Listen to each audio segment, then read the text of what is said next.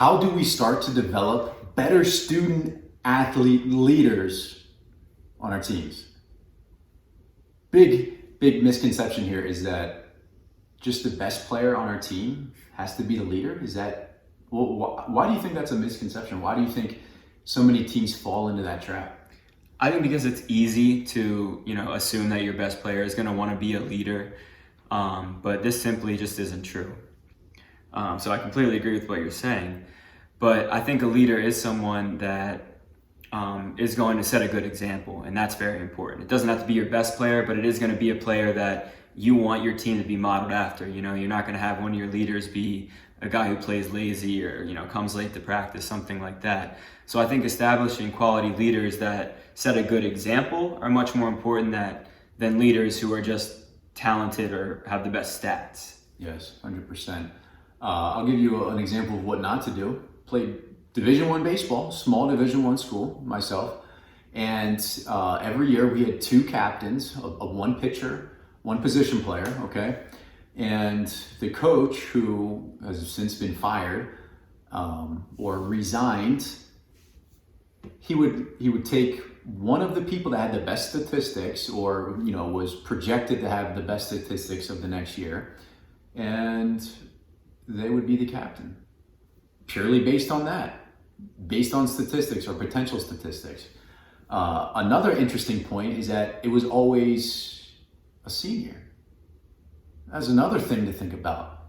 Does the most veteran guy have to be the captain or the leader of the team?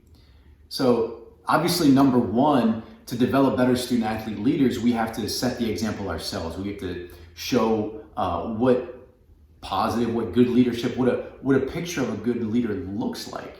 You don't have to be as good as, I don't want to get political here and say any political names, but as good as Derek Jeter, or as good as Kobe was as a leader, or as good as Phil Jackson as a coach.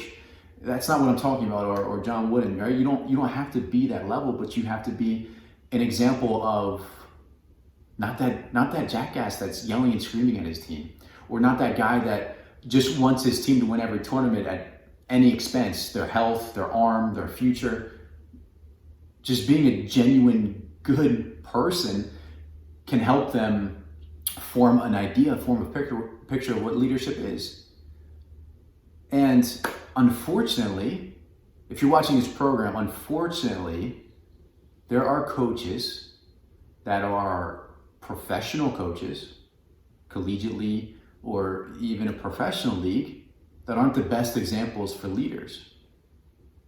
So it's about genuinely caring. And I can tell if you're already watching this video to this point in this program that you genuinely care. So you've taken that first step. And that's step number one to being able to develop better student athlete leaders.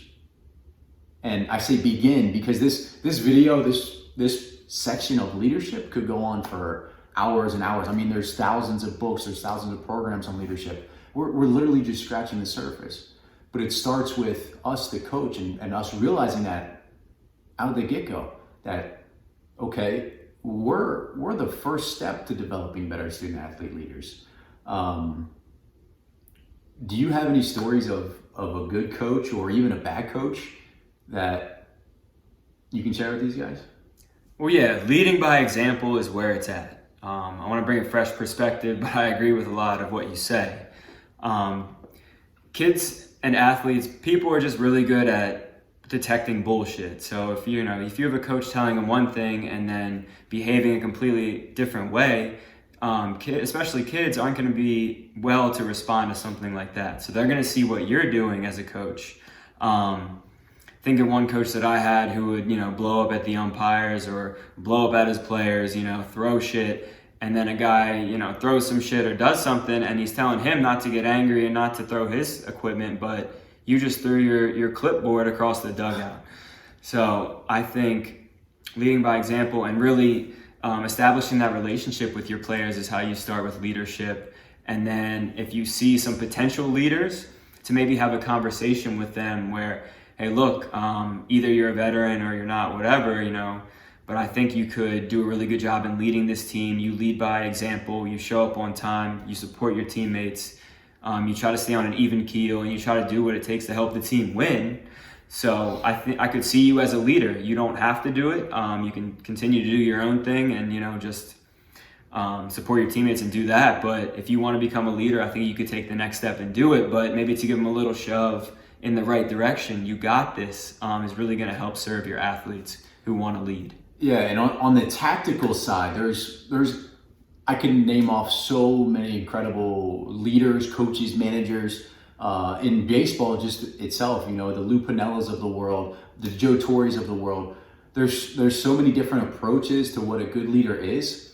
But from the tactical side, right, where all of your guys, all of your athletes have grown up with technology. That's an important thing to understand. I know this. I don't want to be way out in left field with this topic of technology, but understand the guys that you're coaching, the leaders that you're developing, grew up completely different than you did.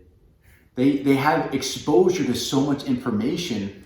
They're blown away with data, with social media, with information. You and I are blown away with it, but we have something to contrast it to. Before smartphones were popular, before social media was popular, we have that contrast.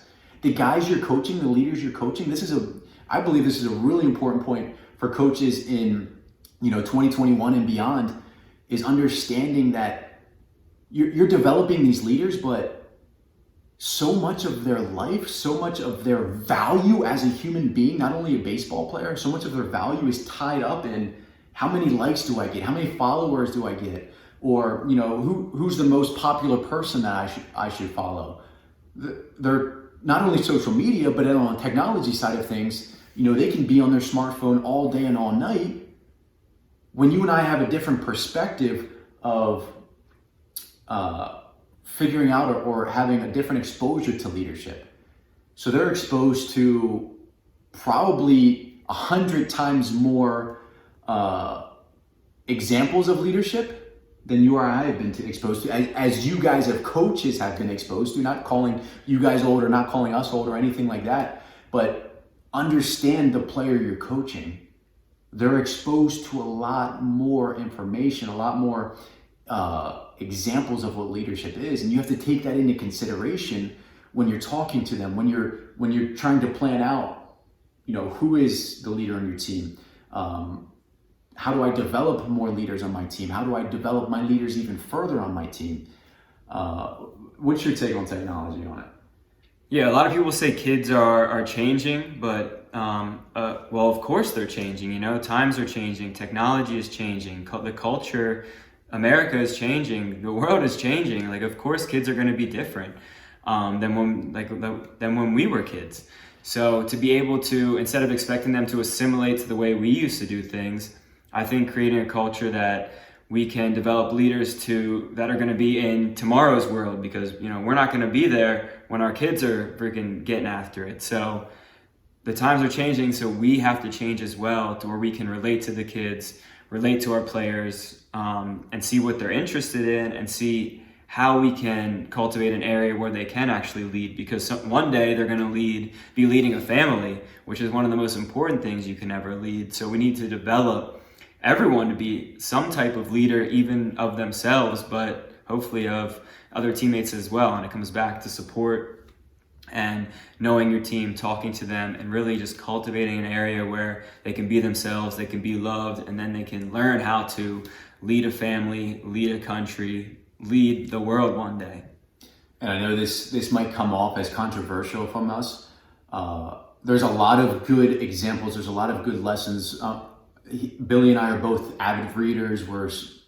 We study leadership. We study personal development. There's a plethora. There's a ton of great examples and ton of great lessons to pull from the past. We're talking about contextually understanding the world they are growing up in. Not saying that the past or leadership from the past or different styles aren't going to work today. That's not what this video is about. It's about saying that they're being exposed to a different environment, and we have to consider that with our communication and our development of leaders. So thank you guys. Stay strong. We'll see you in the next video.